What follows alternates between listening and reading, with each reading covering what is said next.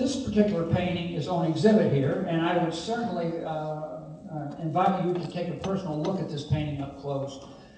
Now,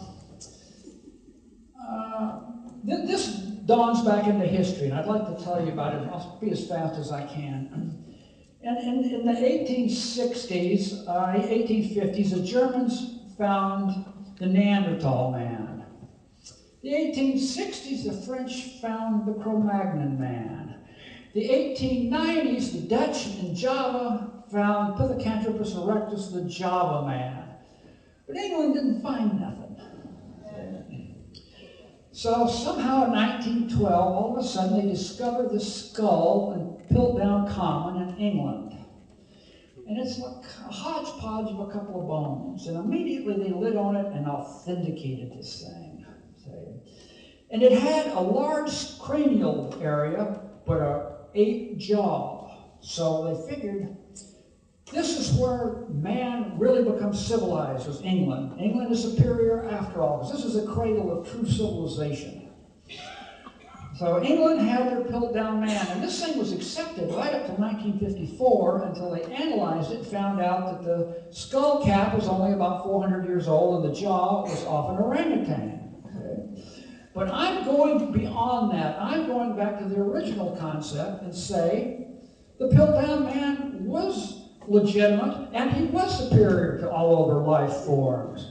Now, if you look up in the right-hand corner, you can see the Piltdown Man in a parlor situation, discussing situations, counting off points on his fingers, and the girls are infatuated with him.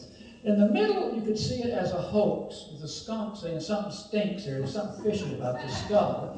And on the bottom, you can see the Piltdown Man in his true environment with the Boogeyman and Santa Claus and Paul Bunyan and the Easter Bunny and so forth and so on. So that's where he really fits in history. Okay, look at this one a little while. Little Rachel has trench mouth.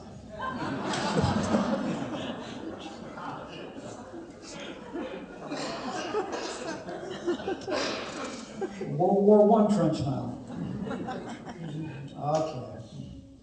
Here's me sliding back into my licentious world. You know, what would I say about this? This guy is reading an adult magazine, and his head becomes a hole through which his lust funnels through.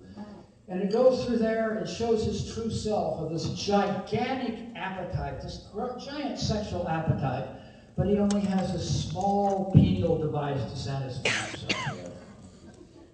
Okay. This is driving a square peg through a round hole. We've got a robber that stole a safe. He's out in the wilderness trying to hide that safe down an alligator's mouth while the posse's after him. Okay, this is kind of a curious one. This isn't vile. This is one of my vile ones. I've matured. This is a woman, an older woman that doesn't have children, that's obsessed.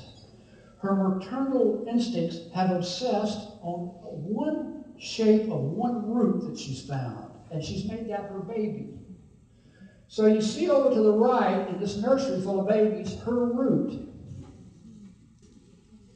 Okay. You know, I love pets. You know, I'm an animal lover and whatnot. But, you know, some people don't realize pets are not human beings. They should be cared for.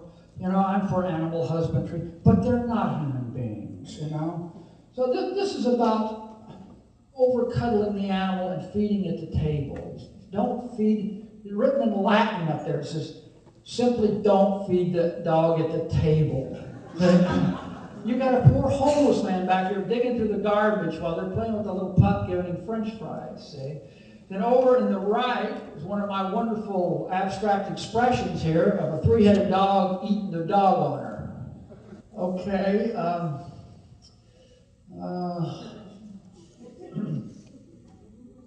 This painting, Yoko Ono bought this painting a long time ago. It's in her collection. Now this is a stupid joke taken to the heights of a Wagnerian opera. See, it's a tube of pink paint, magenta, being carried over this precipitous mountain pass. And these Italian clowns are tickling the foot of this tube of paint, and it's simply called Tickle Pink. Okay. Now, there was a movie that came out in 1932 called Child Bride. And it was an exploitation movie, and it's kind of lurid. I don't think they wouldn't have a movie like that now. But it kind of hung up in my mind, this Appalachian thing with marrying children. And it's just like so against our society now, and so anti-feminist. And yet I got this thing as a decal on the side of a $1 billion rocket ship here. Child Bride. I just clashed these two thoughts together. You know? Okay. This is the Pavilion of the Red Clown. And you see he's just got one leg. His crutch has got a shoe on it. Can any of you find the bird in this painting? Can you find the bird in this painting? Inside the snail, you're right. Okay. Now I wanted to paint a sensitive situation. You know, women in the meadow gathering pansies. Okay? But the women that are gathering pansies are painted on a convex diorama, and they're not real. And the reality to this is this giant nymph cutting off sections of her tail to make the pansies. So you've got not real and way not real. Now, the scenes on the left side are done in bright colors, so those are the first reading, and then the situation on the right side is dark, and that's second reading. So first you get the girls picking the pansies.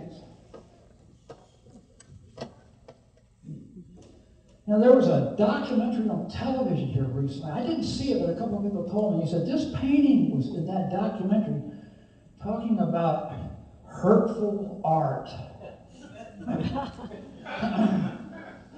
So I guess this is like, this isn't like a real thing that happened.